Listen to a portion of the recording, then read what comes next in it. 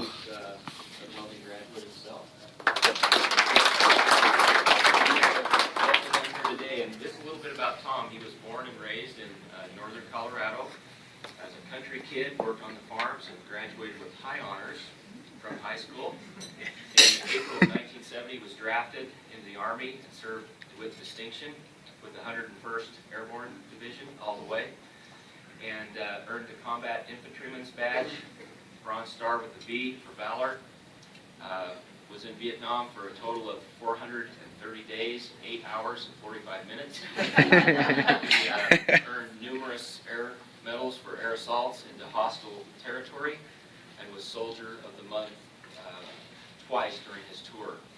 He's been married for 39 years. They have 3 children, Chad, Angela, and Casey, who passed away in an unfortunate accident in 2002.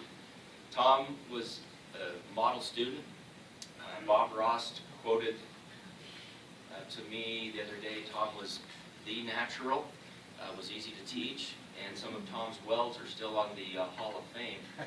He won gold medals in the Skills USA, formerly VICA, twice, back-to-back in 78 and 79. He's worked for a number of welding companies, from Paul Roberts Machine Shop to the Sheet Metal Workers Union. He's taught classes at ISU, workforce training, and others. He also taught in School District 91 at Skyline High School. He's served as an advisory committee member since 1982 for the welding program, and 87 in the Idaho Falls School Districts, and since 1999 for District 52 at Snake River. He's also on the board of directors for a publishing company in Kentucky. With the help of his wife and children, they started a local job shop in welding known as Tom's Metal Enterprises, doing business as Industrial Metal Enterprises. Tom has conspicuously distinguished himself as an alumni by giving selfless service to the program. He served as chair of the advisory committee. He hires our students. He does internships. He donates material. There's no other graduate that has given back more to the welding program than Tom Mitchell.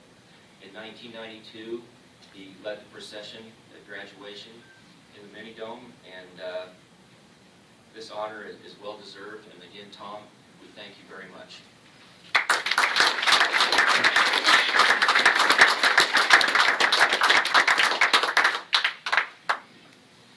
Please come up here on the podium.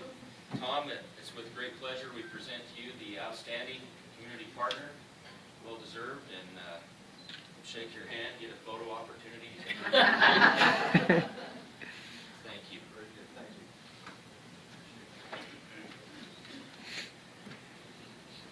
Well, I certainly appreciate the award that has been presented to me.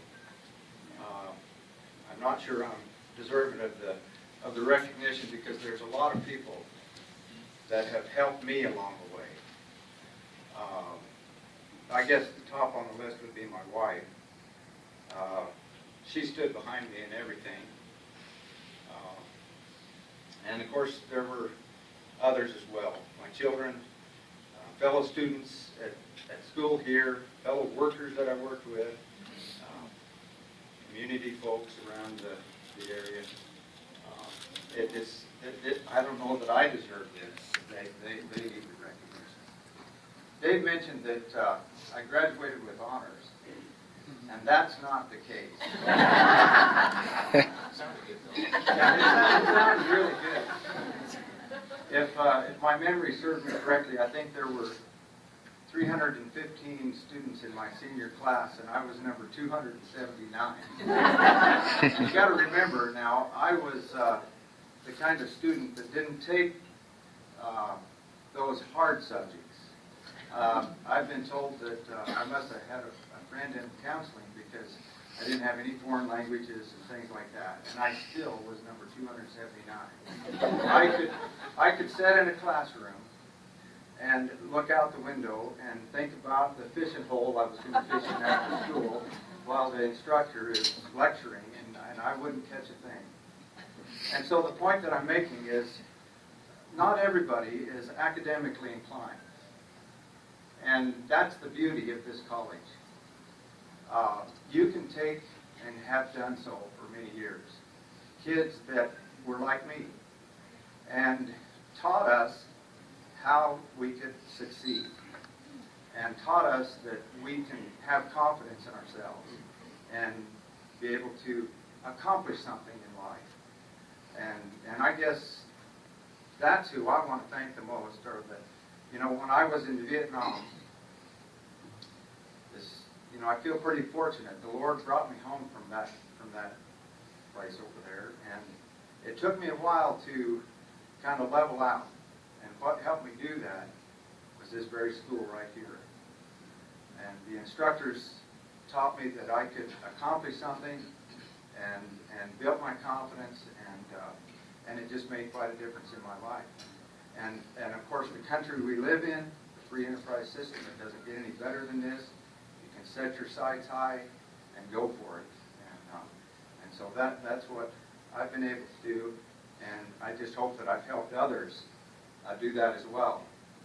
I guess the thing that stands out for me when I think about my training down in the weld shop, and I know what was meant by the previous recipient as far as things haven't changed. And that's the way it is when I walk through the weld shop there. It looks the same as it did then. But I can still remember a poster on the wall, and it showed a little boy holding a little fish about this long. And his buddy's taking a picture of him. And in the background, if my memory serves me correctly, I think it's two boys with a great big fish on a pole, and they're walking by. And the caption went something like, "Be careful at what point you become satisfied." And so that was key for me in welding school. You can always see where you can make improvement. And that was impressed upon me in school. And I still use it. As a matter of fact, Dave, just this morning, before I changed my clothes, in our business, we're pretty overloaded right now with work. And we're down to the bottom of the barrel as far as welders. And when they got to the bottom of the barrel, there I was. And so this morning, I did some welding. I had to weld some gussets with 7018. You know what I'm talking about. And when I finished, I looked at that and I thought, you know what? I probably should have had a little more heat. I probably should have done this. There's still room for improvement after all those years. And that, I think, is what can be impressed upon our students. Every student is different. They're like snowflakes. They're all different. And those of you that are instructors, you learn to recognize that and treat each one as individuals, and you're giving them a good start and getting them going. And I certainly appreciate the recognition